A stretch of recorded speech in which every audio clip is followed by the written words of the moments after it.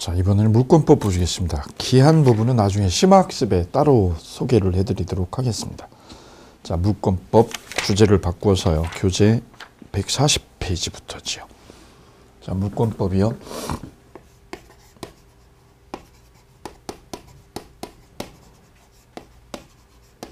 총론하고 그 다음에 강론 크게 두 덩어리로 나누어지고요. 그 총론이 첫 번째가요. 물권의 객체 부분. 이게 첫 번째 주제고 여기서 파생되는 중요 원칙이 일권주의 원칙입니다.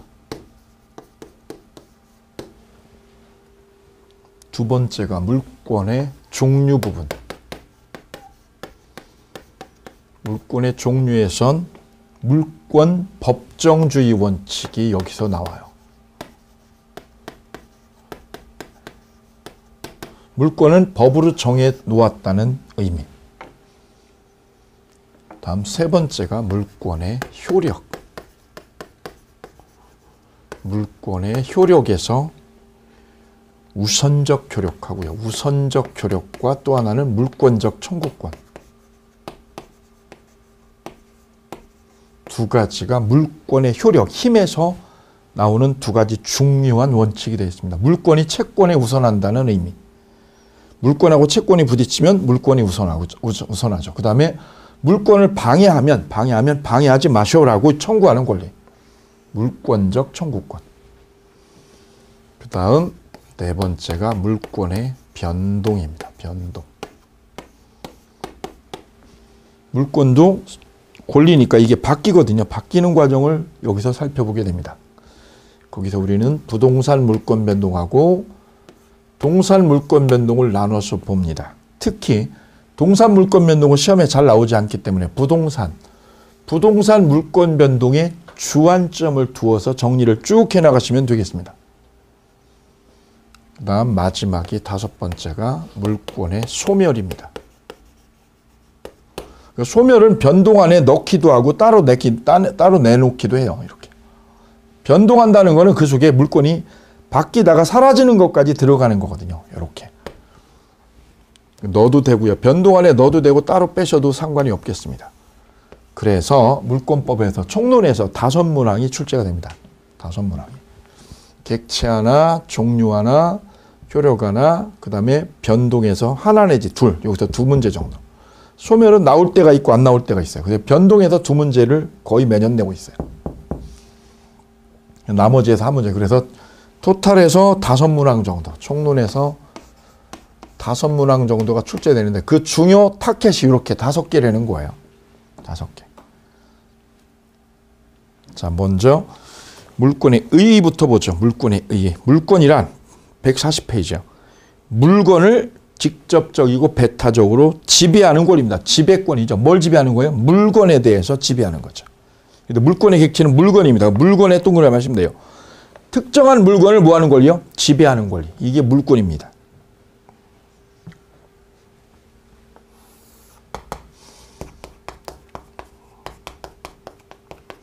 A가 골프장을 가지고 있습니다. 그럼 A는 골프장의 소유자죠. 이 골프장 소유자. 이 골프장에는 많은 수목들이 있습니다. 수목. 어느 골프장에 가면 사과나무 심어놓은 골프장도 있고요. 어느 골프장에는 감나무요. 감나무 심어놓은 골프장도 있습니다. 골프 치다가 저 감나무 이것이면 저 따먹을 수도 있죠. 그리고 옆에 클럽하우스 이렇게. 고급지게 클럽하우스를 쳐놓은 데도 있고요. 아니면 직원들 숙소도 이렇게 마련되어 있습니다. 중간에는 쉬었다 가라고 그늘집도 있고 이렇게 그늘집도. 자, 이게 골프장에 들어서 있는 제반 시설들이 되겠습니다. 이게 A의 소유예요. A는 그러면 이 골프장에 있는 부지와 나무, 클럽하우스, 건물 등등을 소유하고 있습니다. 지배하고 있죠. 이게 물권이죠. 이때 B라고 하는 은행이 골프장 부지를 담보로 여기 100억을 빌려주면 100억에 대해서 은행은 채권이 있는 거죠. 채권이.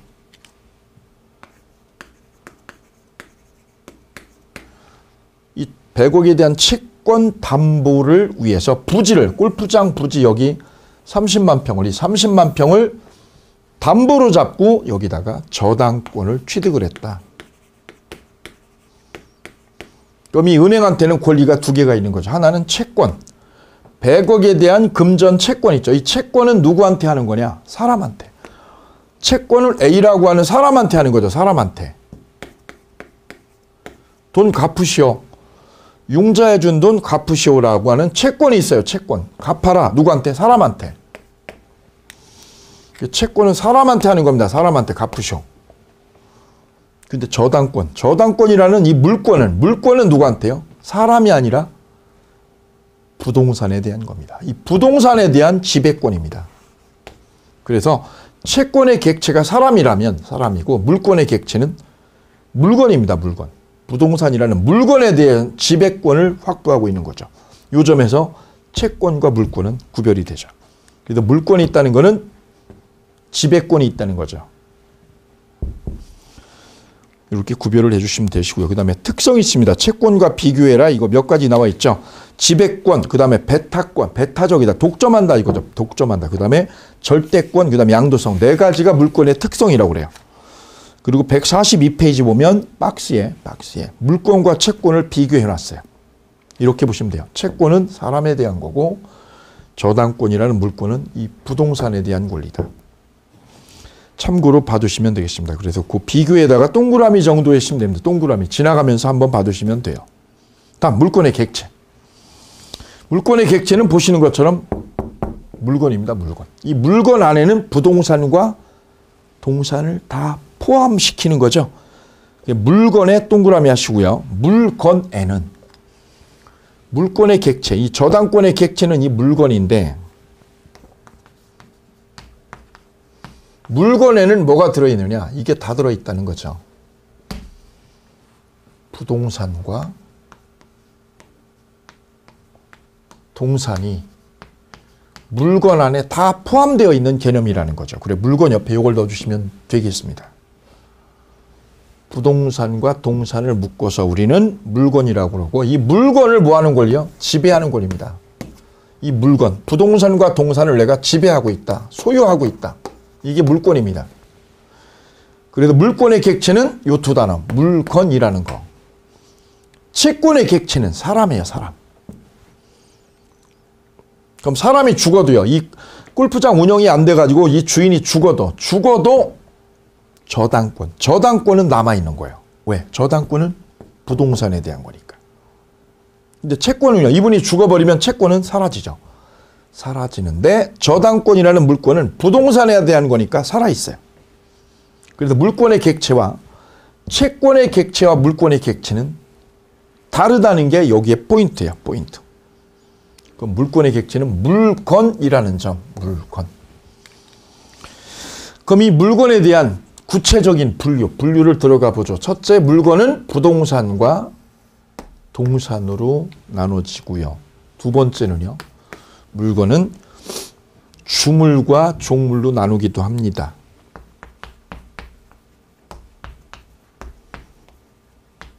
횟집에 딸려있는 수족관. 이게 주물과 종물 관계. 그 다음 세 번째로 넘겨서 뒤로 넘기면 원물 그리고 과실 논의가 나오네요. 원물과 과실. 그래서 우리가 다루는 물건은 이렇게 크게 세 분류로 나눠서 짚어볼 수가 있게 되는 거죠. 그 첫 번째 타이틀이 부동산과 동산에 관한 논의가 되겠습니다. 먼저 부동산. 부동산을 우리는 어떻게 정의하냐면 토지하고 토지의 정착물을 부동산이라고 정의를 해요.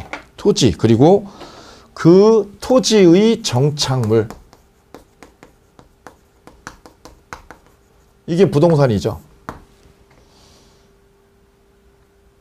그럼 정착물은 어떻게 나눠지냐면 토지의 정착물은 다시 여기서 두 개로 나눠져요. 요 맥락이 굉장히 중요해요. 저 골프장 부지요. 골프장 부지에 보면 여기에 나무가 있고요. 수목이 비싼 수목들이 막 심어져 있어요. 많은 나무가. 그리고 건물이 있고요. 이때 이 사과나무나 감나무는 이 골프장의 일부죠, 일부. 골프장의 일부, 소위 구성 부분이라고 그래. 이거는 구성 부분이다. 구성물이다. 따라서 이 골프장이 경매로 넘어가 버리면, 이거 못 갚아가지고 경매로 나자빠지면 낙찰자는, 이 골프장을 낙찰받은 낙찰자는 부지뿐만 아니라, 이 부지뿐만 아니라 뭐까지 갔냐면 나무까지요. 여기 수만 그루 심어놓은 나무까지, 아주 좋은 조경수 나무까지 낙찰자가 가져가는 거죠. 왜요? 구성물이니까요. 반면에 건물은 뭘로 봅니까? 토지하고 별개로 봅니다. 별개로 보아요. 따라서 낙찰자는 수목만 가져가는 거지 건물은 손 못 대는 거죠. 따라서 건물은 누구 거냐? A 거죠. A가 갖는 거고, 수목하고 골프장 부지는 B가 갖는 거죠. 따라서 이 부동산은 토지와 그 토지의 정착물을 부동산이라고 하는데, 그 정착물은 다시 두 개로 세분이 되더라. 어떻게 나눠지느냐면, 토지의 구성물인 것, 구성물로 보는 게 있어요. 대표적으로 수목이죠. 저 수목은 뭘로 보아요? 토지의 구성물이에요, 구성물. 그런데 토지와 별개로 취급되는 거 있습니다. 별개의 물건으로 따로 거래되는 거 있어요. 토지 따로 거래되는 거, 토지 따로, 건물 따로 거래되는 거. 별개의 물건으로 거래되는 게 있는데, 그것이 바로 뭐냐면 대표적으로 건물입니다. 건축물. 그래서 수목은 토지의 구성물로 취급이 되고, 건물은 별개로, 토지 따로, 건물 따로 취급이 되는 거예요. 이 부분이 중요한 맥락이에요. 그럼 저 수목을 이 골프장 부지의 일부로 취급되니까 같이 낙찰자에게 뺏긴다는 거죠. 이 수목 심은 거 다 뺏긴다는 거예요, 낙찰자한테.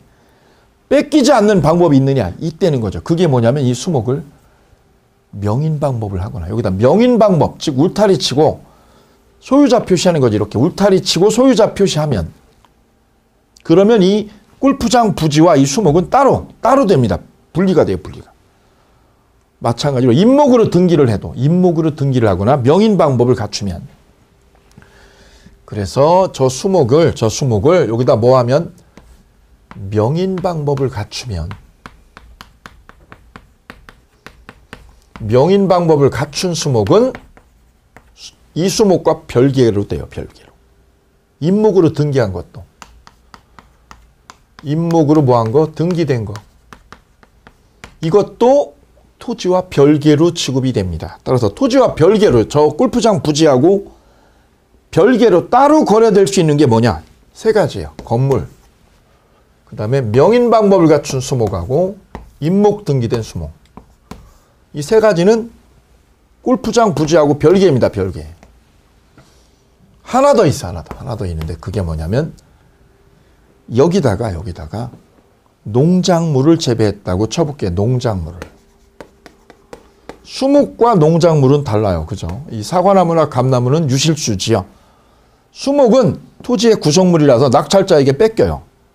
여기다가 이걸 명인 방법을 안 한 이상은 뺏겨요. 근데 농작물은요, 우리 대법원이 농작물은 누구 거냐면 언제나 경작자 걸로 보아요. 그래서 농작물은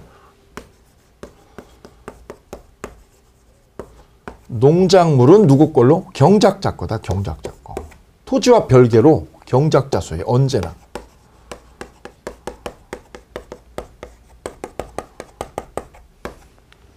그래서 토지와 따로 거래될 수 있는 게 이렇게 4개 항목입니다. 4개 항목.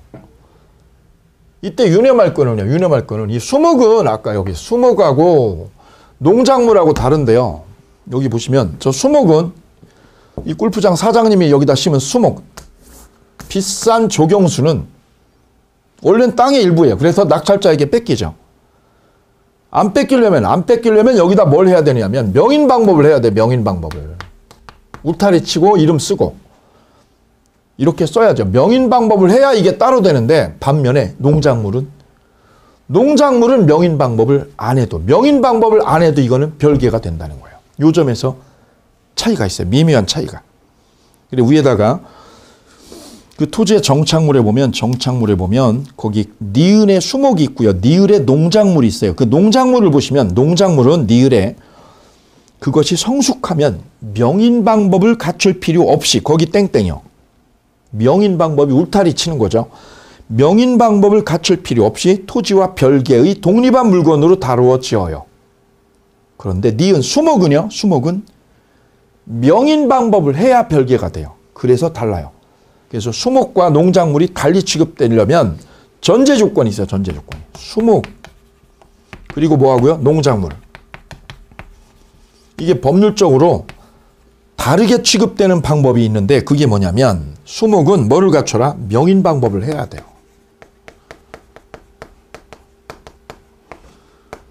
명인 방법을 실시해야만 이 부지하고 땅하고 별개가 됩니다. 그런데 농작물은 우리 대법원이 명인 방법 없이도 별개가 됩니다. 땅하고 이거는 별개가 돼요. 이 점에서 미묘한 차이가 있다는 점, 여기에 맥을 두고 가겠습니다. 별평. 다음 주물과 종물. 이건 간단한 논이죠. 예. 횟집이 경매로 날아가면 횟집에 딸려있는 수족관도 딸려갑니다. 이게 종물이니까요.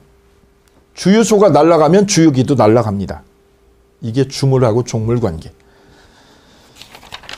자, 그래서 뒤로 넘어가시면 144페이지에 종물의 요건이 설시가 되어 있어요. 쌍괄호 2번에 종물의 요건, 반괄호 2번. 기억, 주물의 상용에 공할 것. 상용이 뭐냐면 항시사용. 항시사용에 도와주는 거죠. 주유기가 있어야 주유를 하죠. 그게 종물입니다. 종물. 주유기가 있어야 주물을 쓸 수 있는 거. 이게 종물. 노래방에 가면 마이크가 있어야죠. 마이크가 있어야 노래를 하죠. 이게 종물입니다. 그 다음 니은 독립한 물건이고요. 그 다음에 동일한 소유자예요. 소유자가 동일해야 돼. 동일한 소유자. 횟집하고 수족관이 동일해야지. 이 수족관이 옆집에서 빌려온 거다. 잠깐 한 달 빌려온 건 종물이 아니에요. 왜? 주인이 틀리니까. 동일인이어야 됩니다. 동일인. 이게 다르면 안 돼요. 효과요. 이 주물, 종물 이론은 왜 구별하냐면 이걸 팔면 주물을 팔면 종물도 딸려간다는 거죠. 이게 주물과 종물은 공동 운명체예요. 이거 팔면 같이 팔린다는 거. 그런데 여기서 꼭 점검하고 기억할 부분은 종물의 효과에 있는 디귿입니다. 디귿의 별 하나. 권리의 유추 적용이라고 되어 있지요. 자, 원래 주물, 종물 이론은 물건하고 물건의 관계에서 주물, 종물 이론이 탄생된 거예요. 횟집도 물건, 수족관도 물건. 물건하고 물건에서 주물, 종물 얘기를 해야 되는 거죠. 그런데 우리 판례는 권리에도, 권리하고 권리 간에도 뭐가요? 주물, 종물 이론이 적용된다는 거예요. 그 말은 물건하고 물건 관계뿐만 아니라 어디에도 권리하고 권리 간에도 종물 이론이 확장 적용된다는 얘기예요. 이것을 우리는 뭐라고 하냐면 권리의 종물 이론이라고 그래요. 그래서 디귿에다가 권리의 종물 이론 그렇게 써주시면 좋겠습니다. 가장 대표적인 게 이거예요. 아파트. 우리가 아파트에 보면 내가 살고 있는 전유 부분이 있습니다. 전유 부분 소유권이 있어요. 소유권. 전유 부분. 내가 살고 있는 거실이나 방. 이걸 전유 부분이라고 그래요. 이 전유 부분에다가 전유 부분 소유권에다 이 소유권에다가 저당을 설정하면 대출 받았어요. 대출 5억을 받았어요. 여기다 설정을 하고 못 갚으면 이거 저당권 설정한 거 못 갚으면 저당권자인 은행은 전유 부분 소유권을 경매를 하죠. 경매를. 그러면 뭐까지요? 대지 사용권까지. 이 전유 부분에 딸려 있는 거 대지 사용권까지 낙찰자에게 넘어갑니다. 바로 이 대지 사용권은 물건이요, 권리요, 권리죠. 전유 부분도 권리죠. 소유권이라는 권리죠. 이 권리에 딸려 있는 대지 사용권이라는 딸려 있는 종된 권리도 같이 딸려가요. 따라서 낙찰자는 이 전유 부분 401호를 401호를 낙찰을 받으면 A가 낙찰받았다. 그러면 낙찰자 A는 어디까지요? 대지 사용권까지 낙찰자가 갖는 거죠. 따라서 전유 부분에 대한 저당권의 효력은 어디까지요? 대지 사용권에도 미친다. 왜? 종된 권리이니까요. 나아가서 우리 판례는요. 이것까지 인정합니다. 거기 책에 있는 거 볼게요. 책에 디귿에 보면 디귿에 예컨대 건물 소유를 위한 지상권, 건물 소유를 위한 지상권 또는 임차권의 양도에 관한 합의도 포함된다라고 돼 있죠. 건물 양도 합의에는 문맥이 좀 생략되어 있어요. 전유 부분에 저당을 설정하면 대지 사용권도 가져간다는 게 제 소개였고 이게 우리 시험에 계속 나왔던 거예요. 자, 이번에 소개할 거는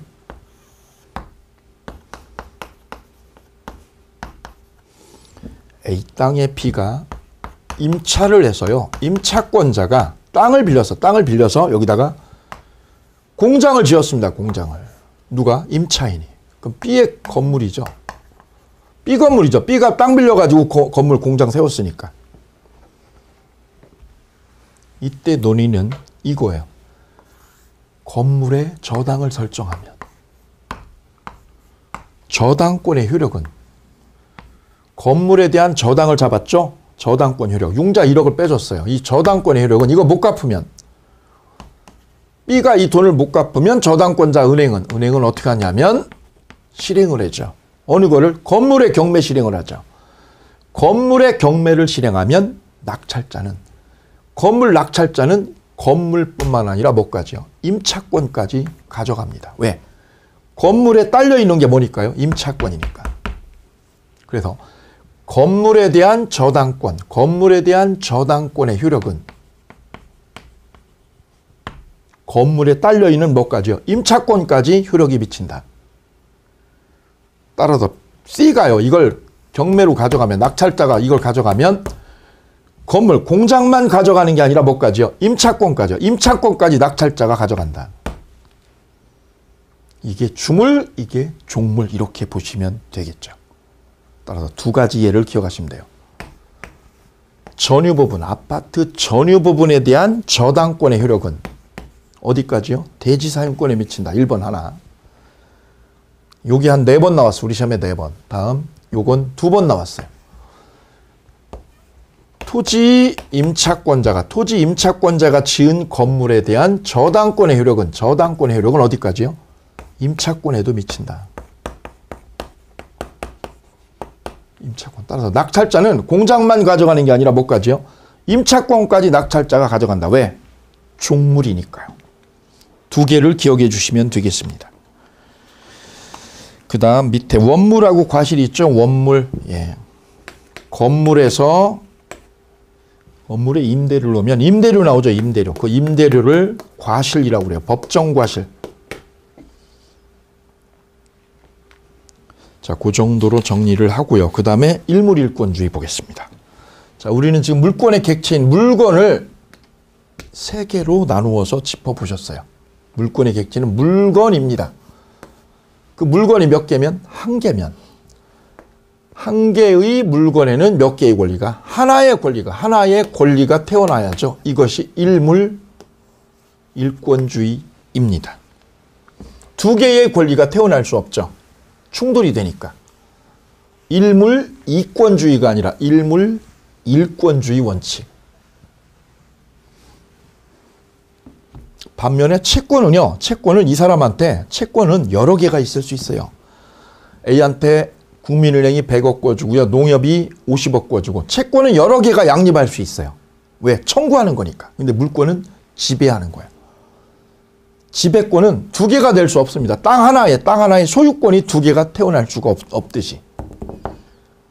그래서 일물에는 하나의 권리가 존재해야 되는 거지 2개의 권리가 양립할 수가 없습니다. 2개는 양립할 수가 없어요. 하나만 존재할 수 있어요. 이거를 일물 일권주의 원칙.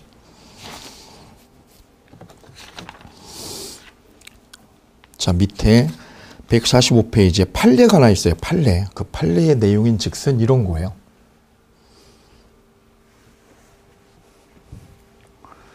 여기 골프장 이렇게 부지가 있습니다. 골프장 부지가. 이때 이 골프장 부지의 일부 요 일부분입니다. 일부분. 이 골프장 부지의 일부분에만 소유권 보존 등기를 할 수 있을까요? 이런 문제예요. 보존 등기 하려면 여기다 분필을 해야죠. 분필을 해야 일부에다 보존 등기하죠. 땅이 지금 한 필지인데 한 필지 어디에? 일부에 이렇게 일부에다가 요 일부에만 무슨 등기를 보존 등기를 할 수는 없다. 하려면 분필을 해야지 분필을. 그럼 일부에다가 저당권 등기는 할 수 있나요? 저당권 설정해서 여기다 대출 빼낼 수 있을까? 여기에 일부에만. 이 주인이 여기는 엄청 아끼고 여기는 별로 안 아껴. 이때 요 일부를 분필을 안 한 상태에서 요 일부에다가 저당권 등기할 수 있을까요? 없습니다. 왜냐? 요 일부에다가 저당권 설정이 됐다면 분필을 안 한 상태에서 일부에 설정되면 못 갚으면요. 이 주인이 못 갚으면 경매로 되죠. 경매. 그럼 낙찰자가 땅을 가져갈 거 아니에요. 그럼 원래 주인은 A, 낙찰자는 C. 그럼 땅은 하나인데 땅은 한 필지인데 주인이 A, C 두 사람이 되죠. 그러면 안 되는 거죠. 그래서 일부는 분필하기 전에는 소유권도 저당권도 태어날 수 없습니다.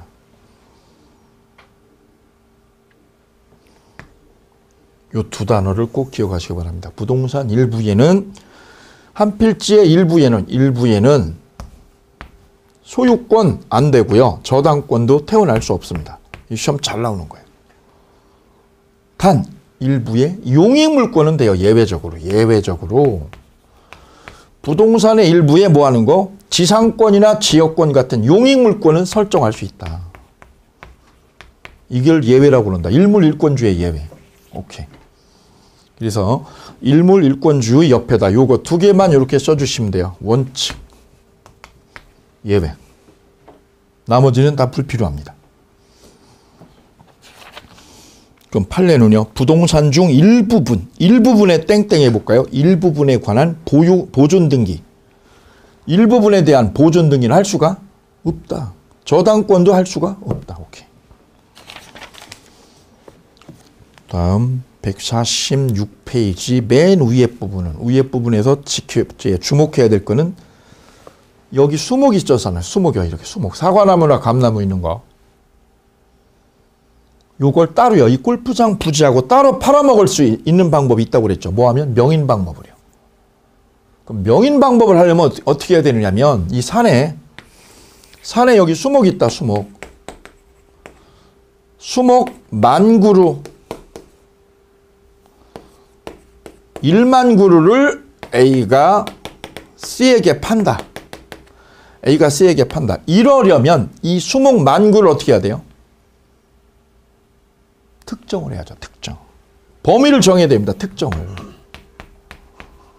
울타리를 쳐가지고 범위를 특정해서 팔아야 되는 거지 범위를 안 정하고 팔면 효력이 없어요.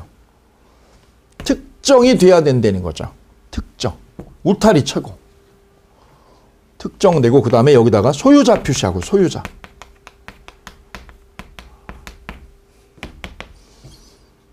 요게 명인 방법의 전제 조건이에요. 특정을 해라. 범위를 정해라. 근데 이렇게 범위를 울타리를 안 쳐놓고 뭐라고요? 나무 망구를 A가 C에게 판다. 이건 효력 없어요. 왜? 범위가 안 정해져서. 특정이 안 돼서. 그게 146페이지 판례의 핵심이에요. 특정하지 않고 거기 땡땡이요. 특정하지 않고 매수한 임목에 대하여 그 임목을 특정하지 않은 채 명인 방법을 한 경우 명인 방법을 했어요. 뭘 안 하고? 범위를 정하지 않고 울타리 안 치고. 그럼 효력이 없다. 예, 그렇게 보시면 되겠습니다.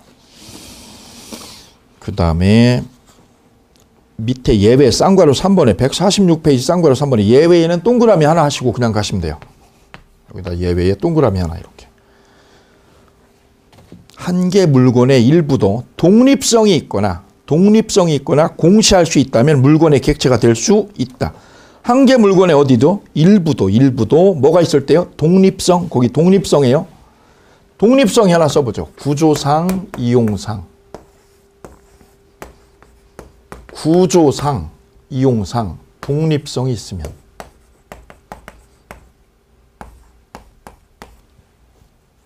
구분 소유권이 성립한다. 구분 소유권. 아파트 하나 이렇게 보면 301동 아파트 안에 소유권이요. 한 동 안에 여러 개의 소유권이 자리 잡고 있죠. 여러 개의 소유권. 이 소유권을 구분 소유권이라고 그런다. 건물 한 동인데 소유권은 몇 개예요? 수십 개의 소유권이 있죠. 이걸 이름하여 구분 소유권. 이것도 일물 일권주의 예외다. 한 동의 건물 안에 몇 개가 수십 개의 구분 소유권이. 이것도 일물 일권주의 예외다. 원래 건물 하나면 소유권 하나죠. 하나에 하나. 그런데 이거는 수십 개가 들어있죠. 이것도 예외다. 그 정도 보시면 되겠습니다. 그래도 물건의 객체에 관한 논의에서는 요 단어, 물건을 대상으로 한다는 점. 그 물건이 하나이면은 몇 개의 권리가, 하나의 권리가 태어나야 되기 때문에 일부에는 분필을 하지 않은 상태에서는 소유권도 저당권도 태어날 수 없는데 예외가 있다. 예외. 바로 용익물권. 용익물권은 일부에도 되죠. 그리고 구분소유권. 구분소유권도 일부에 가능합니다. 이 정도 보시면 되시겠습니다. 다음 물권의 종류 보실 차례. 물권의 종류는 우리가 인문 강의에서 잠깐 보셨어요. 물권의 종류는 법으로 정해놓았죠. 몇 개를? 8개를. 8개를 법으로 딱 정해놓았어요. 그것들 이름하여 물권 법정주의다. 이렇게 설명을 드렸어요. 법정이라는 말은 법으로 정해놓았다는 뜻. 몇 개를? 8개를. 그래서 185조 보시면 물권은 법률 또는 관습법 외에는 임의로 창설 못한다. 이렇게 돼 있어요. 물권은 법률 또는 관습법이죠. 법률 또는 관습법 외에는 임의로 뭐를 못합니다. 창설 못한다. 이게 185조죠. 내 맘대로 창설하지 마라 이거죠. 그게 법정주의죠. 이것 때문에 물권은 강행 규정으로 돼 있어요. 강행 규정이다. 아니 왜 내 맘대로 못 만들어? 왜 창설을 내 맘대로 못 하는데? 물권은 효력이 모든 사람한테 효력이 있거든. 모든 사람한테. 그래서 내 맘대로 손을 못 대요. 그래서 강행 규정으로 되어 있어요. 물권법은. 그래서 강행 규정의 원칙이 여기서 탄생이 되었어요. 그럼 뒤집으면 법률과 관습법으로만 뭐 할 수 있다? 창설할 수 있다. 이런 의미.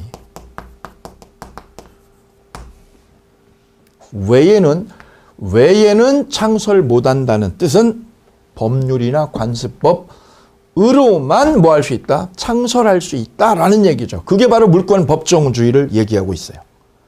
물권 창설하려면 뭐만으로? 법률이나 관습법 요것으로만 창설이 가능하다는 점.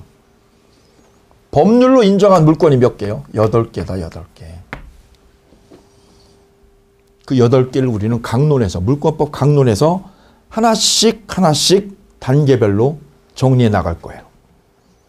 그 첫 번째가 바로 물권은 점유권과 우리는 본권으로 나누었어요. 점유권하고 본권으로 물권은.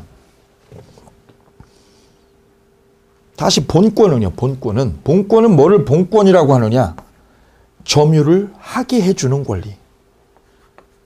점유를 하게, 정당하게 해주는 권리.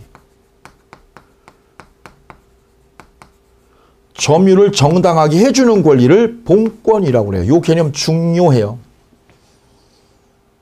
그럼 본권은 다시 어떻게 나눠지느냐면 소유권과 제한물권으로 나눈다. 소유권은 물건을 사용, 수익, 처분을 다 하는 거죠. 근데 제한물권은 다 하는 거야? 제한적으로요. 제한적으로 지배하는 거죠. 어떻게 지배하느냐면 사용수익을 지배하면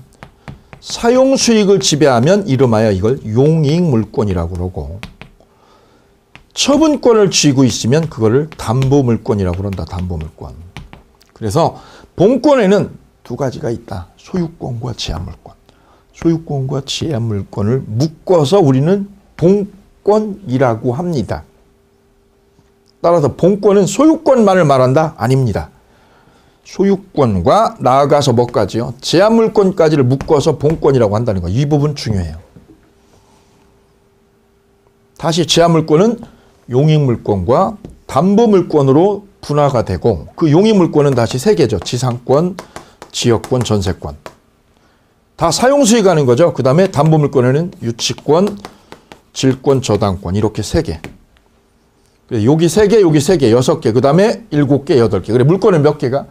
8개를 뭘로? 법으로 정해놓았습니다. 이런 의미로 물권 법정주의라고 합니다.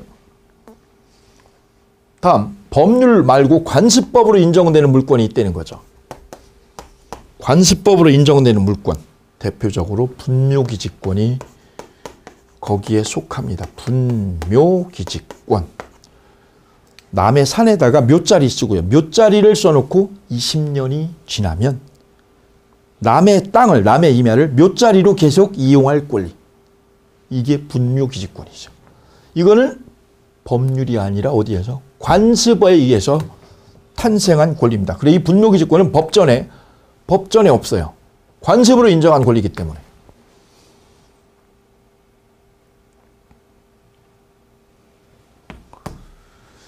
그 다음에 기억하셔야 될 것이 149페이지에 보면 쌍괄호 이번에 관습법상 물권이 그래 속이 돼 있어요. 관습법상 물권. 거기에 보면 1번이 분묘기지권, 2번이 관습상 법정이상권. 두 개가 소개가 돼 있죠. 요거 두 개를 동그라미 합니다. 이렇게 동그라미. 참고로요. 민법의 물권은 8개인데 민법 말고 특별법에도 물권이 있어요. 네, 특별법에 물권이 있어요. 거기 보시면 위에 관습상 물권 위에 보시면 특별법상 물권에 임목저당권이 있어요. 광업권이 있어. 광업권. 그리고 어업권. 어민들이 바다에 있는 해산물을 허가를 얻고 채굴할 권리. 어업권이 있어요. 어업권. 그리고 가등기 담보권이 있습니다. 담보권하고 양도담보권에 거기 밑줄을 그어볼까요? 가등기 담보하고 양도담보권. 특별법에 있는 거예요. 특별법. 이것들도 물권이에요. 물권. 다만 민법에는 몇 개가? 8개가 있고요. 특별법에 있는 물권이 기타 등등 있어요. 기타 등등. 거기서 밑줄 그어두실 게 광업권하고 어업권. 그리고 가등기 담보권, 양도담보권. 여기까지 밑줄 그어두시겠습니다. 4개만.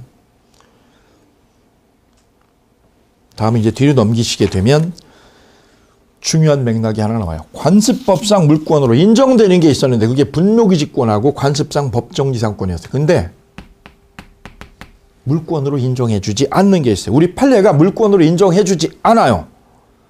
요걸 정리하는 게 관건입니다. 여기서 포인트는 이 부분. 그래서 물권으로 인정되는 것, 인정 안 되는 것. 인정 안 되는 거죠. 관습상 물권으로 인정 안 해주는 거. 자, 여기다가 별표하겠습니다. 별 2개 표시하고 정리에 들어가도록 하겠습니다. 첫째, 온천권. 온천에 관한 권리를 우리 판례는 물권으로 보질 않습니다. 두 번째, 미등기 무허가 건물의 양수인. 이렇게. 이게 무허가 건물입니다. 무허가 건물을 B가 샀다. 매매로. 양수인이 이거 샀어요. 무허가를 샀죠. 무허가 건물을. 그럼 등기 나와요? 안 나와요? 안 나와요. 이거. 무허가기 때문에 등기를 못 받습니다. 이 양수인이. 자, 이때 양수인이 여기에 오랫동안 거주를 하면 여기서 30년 이상 계속 무허가 건물에 살고 먹고 자고 지지고 볶고 거주하면 무슨 권리를 주느냐? 무슨 권리를. 보아요. 무허가 건물의 양수인이라 할지라도 소유권 소유권 이전 등기를 해주지 않아요. 왜? 무허가니까. 그 등기를 격려받지 않는 한 그 건물에 대한 소유권 땡땡이요. 소유권을 취득할 수가 없습니다. 별표 17의 22의 기출. 소유권을 왜 취득할 수 없어요? 등기를 안 했으니까요. 이게 첫 번째. 다음, 그러한 상태의 건물 양수인, 미등기 상태로, 무허가 상태로 거주를 하고 있죠. 이 상태로 30년을 거주를 해도, 할아버지 할머니 대대손손 거주를 해도 소유권만 안 주는 게 아니라 소유권에 준하는 관습상 물권, 이것도 인정된다고 하지 않습니다. 소유권을 왜 안 줘요? 등기를 안 하니까. 마찬가지로 소유권에 준하는 관습상 물권, 이것도 못 주겠다는 거예요. 아무리 오래 거주해도 무허가기 때문에. 그럼 이걸 인정해 주지 않는 까닭은, 인정해 주는 순간 어떻게 되냐면, 잘 보세요.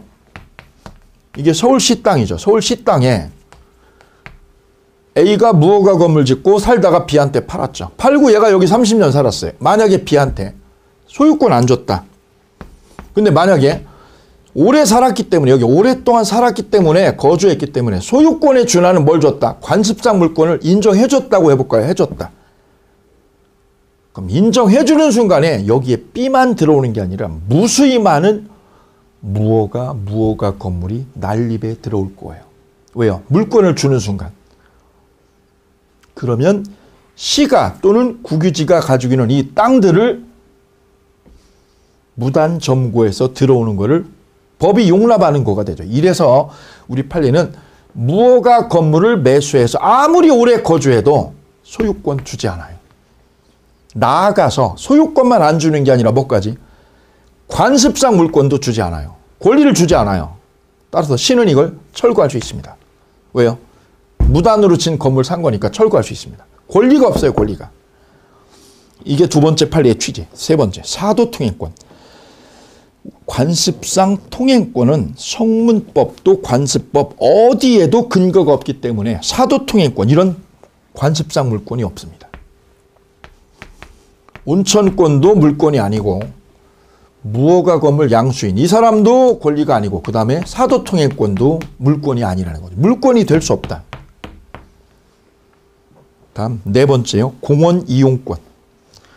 도시 공원 옆에 보면 이렇게요. 공원을 많이 이렇게 꾸며놓은 데 있죠. 이렇게 보면. 돈을 많이 들여가지고 이렇게 공원시설을 꾸며놨습니다. 공원시설을. 구별하실 게 하나 있어요. 구별하실 게. 제가 사는 아파트 단지에는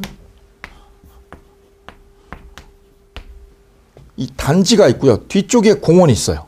단지 안에 수영장이 있어요. 수영장. 이 수영장은 301동 주민들만 이용할 수 있는 시설물이어요. 이거는요. 이 수영장은 누구 거냐? 301동 주민들, 입주민들 거죠. 입주민들의 물권입니다. 물권. 따라서 외부인은 여기 들어올 수가 없습니다. 왜? 입주민들의 물권이기 때문에요. 배타적인 거, 이거는 배타적인 겁니다. 자기들만 쓸 수 있어. 왜? 그러기 때문에 수영장 시설 때문에 분양가가 높았거든요. 딴 데보다 분양가가 몇백만 원 높았거든. 그리고 이거는 이분들만 쓸 수 있는 권리입니다. 근데 공원시설, 그 뒤편에 있는 공원시설물은 이분들의 배타적인 권리가 아니라는 거죠. 그러면 외부인도 여기는 들어와서 사용할 수가 있겠다. 이 점에서 수영장과 공원시설은 다르다. 공원시설물은 배타적인 물권을 주지 않는다. 그래서 우리 민법상, 우리 판례상 물권으로 인정하지 않는 게 몇 개예요? 4개라는 거, 이걸 꼭 챙겨주시면 되겠습니다. 그게 시험 문제라고 보시면 되시고요. 자, 그래서 두 덩어리를 보셨어요. 물권의 객체에서 일몰일권주의에 관한 논의, 물권에 관한 논의를 주로 보셨고, 두 번째 물권 법정주의를 보셨어요. 법정주의의 뜻은 법률로 인정한 물권이 8개고, 그 다음에 관습으로 인정한 물권이 몇 개 있는데, 관습으로도 도대체 인정해 주지 않는 게 있더라. 도대체 관습으로도 줄 수 없는 거 몇 개? 4개가 있다. 이걸 정리하시고 가시면 되겠습니다. 그 다음에 보실 때가 물권의 효력입니다. 효력. 효력이라는 것은 힘을 말하죠. 물권이 갖는 힘. 첫 번째 힘은 우선적 효력. 물권과 채권이 충돌되면 누가 우선한다는 뜻? 물권이 채권에 우선한다는 뜻. 그래, 우선적 효력 옆에다가요. 150페이지 02번, 150페이지 02번에 우선적 효력이라고 돼 있죠. 여기 옆에다 쓰시면 되죠. 물권과 채권이 충돌하면 누가 우선한다? 물권이 이긴다. 채권을 우선한다는 뜻. 이게 우선적 효력. 근데 이게 항상 그런 건 아니죠. 예외가 있죠. 이 채권이 소액 임차인이면 최우선 변제받아요. 예외가 있어요. 그래서 물권이 채권에 항상 우선하는 건 아니고요. 이게 원칙일 뿐입니다. 원칙. 반대로 뭐가 있어요? 여기에 예외가 있습니다. 예외. 이걸 써주시면 돼요. 이렇게 예외. 원칙이 있고 여기 예외가 있다. 예외. 물권이 채권에 우선하는데 예외 있는데 그 예외에 아무거나 하나만 기억하시면 돼요. 소액 임차인의 최우선 변제권. 보증금이 소액이면 최우선 변제권이 보장이 되죠. 그 다음에 조세채권. 조세채권은 저당권보다 우선합니다. 배당에서. 조세채권. 그 다음에 임금채권. 3개월분의 임금채권. 요거는 채권임에도 물권보다 우선합니다. 예외가 있다. 이 셋 중에 하나 기억하시면 돼요. 그래, 객관식으로 이렇게 출제된 적 있어요. 물권은 채권에 항상 우선한다. 이건 틀린 질문. 왜? 예외가 있으니까요. 첫 번째, 물권하고 채권의 관계는 물권이 이긴다는 것이고요. 그러면 물권하고 물권의 관계는 어떻게 정리하느냐? 물권하고 물권 관계는 첫 번째,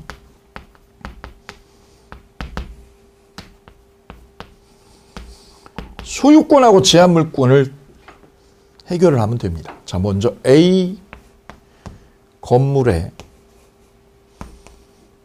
B가 저당권을 가지고 있어요. 그럼 소유권이 우선해요? 제한물권인 저당권이 우선할까요? 경매가 되면 쉽게 답이 나와요. 경매가 되면 이 건물에서 나온 경매 대금은 누가 먼저 배당받느냐면 소유자보다 누가? 저당권자가 먼저 우선 변제받죠. 따라서 제한물권이 소유권에 우선합니다. 제한물권 승. 그러면 제한물권하고 제한물권끼리는 여기 전세권이 있어요. 저당권도 제한물권, 전세권도 제한물권이죠. 제한물권하고 제한물권끼리 충돌이 되면 어떻게? 먼저 성립한 거. 먼저 등기된 물권이 우선합니다. 이게 먼저 등기됐으니까 저당권이 전세권보다 우선한다. 등기의 선으로 결정합니다. 등기의 선호. 먼저 성립한 거. 먼저 성립한 게 우선합니다. 얘보다 우선 변제받습니다. 배당에서. 누구끼리요? 제한물권끼리는. 오케이. 이게 물권 상호 간의 효력. 우선적 효력은 물권하고 채권은 물권이 이겨. 근데 물권끼리는 이렇게 정리하면 됩니다. 소유권하고 제한물권은 얘가 이기지, 제한물권이. 문제는 제한물권끼리는 먼저 성립한 게 이긴다고. 오케이. 거기까지 보시면 되겠습니다. 뒤에 보시면 152페이지 보면 예외가 있죠. 예외. 물권이 채권에 우선하는 예외가 있죠. 예외. 그 예외에 동그라미 2번. 2번의 기억만 하나 기억해 두시면 되겠습니다. 2번의 기억만. 나머지는요. 패스하셔도 돼요. 그 다음 153페이지 보면 심화학습이 나와 있고요. 그 심화학습에는 가압류가 있을 때는 어떻게 취급하느냐. 요 문제가 나와 있는데 요거는 기본 과정에서는 넘어가시기 바랍니다. 심화학습에서 중점적으로 따로 해드릴게요. 지금은 패스하시고요. 책 보실 때 심화학습으로 된 거는 그냥 넘어가세요. 이거 보면 복잡하고 내용만 혼란을 줄 뿐이고요. 지금은 정리가 안 돼요. 그래서 지금 단계에서는 넘어가시고 심화학습에서 보시면 되겠습니다. 이거를 우리는 우선적 효력이라고 그래요. 물권이 채권에 우선하는 효력이 있다. 다음, 물권의 효력의 두 번째가 물권적 청구권입니다. 교재 154페이지에는 03번.